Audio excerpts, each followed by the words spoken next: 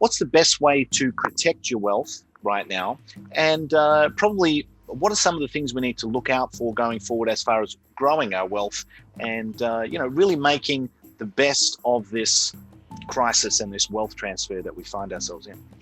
Sure, that's a great question, and I like to start with a real quick story. Go back to 1922, the German Weimar Republic hyperinflation, and that's a well-known story. Everyone knows what happened. We don't need to recite that.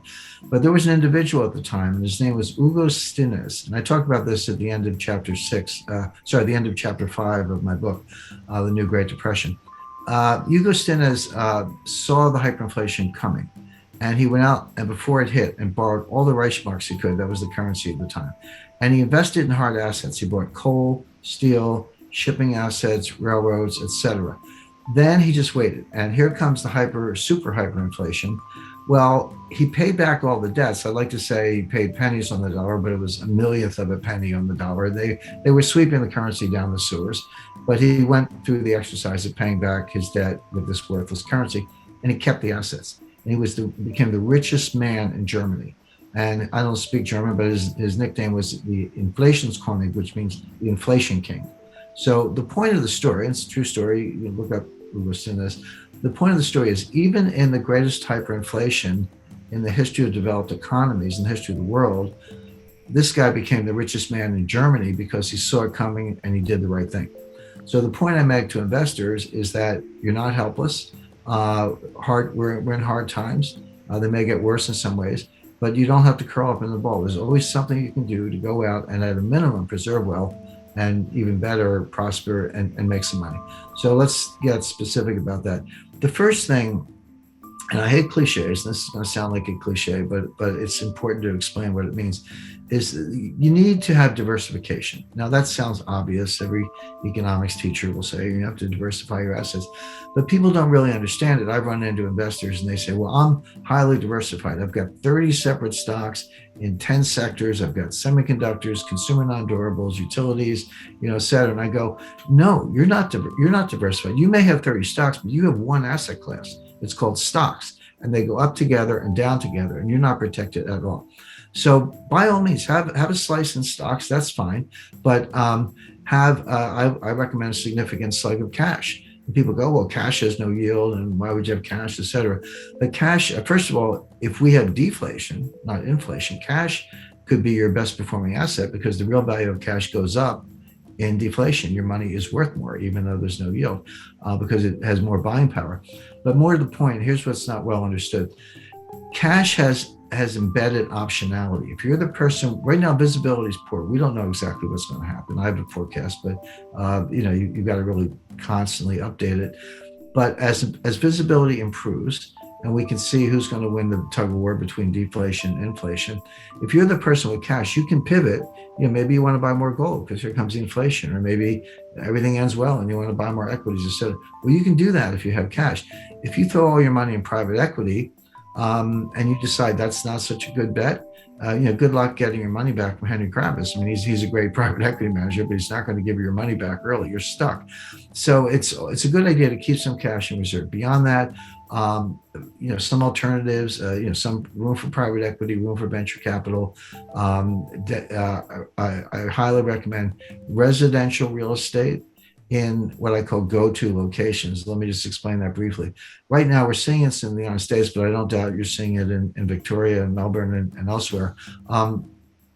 People are getting out of the cities. I mean, cities have always been a trade-off. On the one hand, there's noise and pollution, a certain amount of crime and high taxes and all that. But on the other hand, you have museums and cultures and great restaurants, and there's a lot of buzz, and people find it very attractive. And on balance, people have accepted the trade-off. They'll say, I'll take the excitement of the city despite the inconveniences. And they've always been magnets for talent, lawyers, bankers, artists, writers, other professionals, actors, etc. But now what's happened is we've got all the disadvantages, at least in the United States, the dearth and noise of pollution. Worse, murder rate in New York has doubled, suicide rates have tripled, drug abuse is up, et cetera. So we have the disadvantages are worse, but the benefits are gone. The museums are closed, Broadway's closed, et cetera. So people are just getting out of the cities. And so residential real estate in places like Los Angeles, New York, San Francisco, Seattle, elsewhere, and I dare say Melbourne, are actually collapsing. But you say, where are they going? In the United States, they're going to Miami, Nashville, Tennessee, Austin, Texas, Boise, Idaho, Phoenix, Scottsdale, and some other kind of magnet cities. So basically, residential real estate in the places where people are going. Miami is red hot right now. Phoenix, red hot. Austin, same thing. So there are good opportunities there. Commercial real estate, forget it. It's nowhere near the bottom. Probably wouldn't even look at it for maybe another year. And then finally, gold. I recommend 10% gold. People, I talk about gold all the time, and people always want to put words in your mouth, and they go, well, Jim Rickards says, sell everything and buy gold. I've never said that. I don't believe that. It's not the end of the world. We'll get through it. We'll muddle through. But 10% gold, yeah, that's a good piece to have. It's your inflation protection, obviously. It's also, if it's physical gold, it's a non-digital asset. If it's gold miners, it's a leverage bet, so you can make even more money. But people don't understand that gold does very well in deflation. In 1929 to 1933, the longest period of sustained deflation in U.S. history, gold went up 75%, from $20 an ounce to $35 an ounce. There's a reason for it. That's going back to what I said earlier. Governments get so desperate in deflation that they devalue the dollar and raise the dollar price of gold to get inflation. So gold ends up being the vehicle to break the back of deflation, which they have to do. So gold does well in just about every state of the world. In conclusion, as we navigate the complexities of today's economic landscape, the wisdom of historical experiences guides us towards sound wealth protection strategies. The story of Hugo Stinnes during the Weimar Republic's hyperinflation serves as a powerful reminder that even in the face of economic challenges, strategic decisions can lead to wealth preservation and prosperity. Diversification takes center stage as a misunderstood yet crucial aspect of building a resilient portfolio.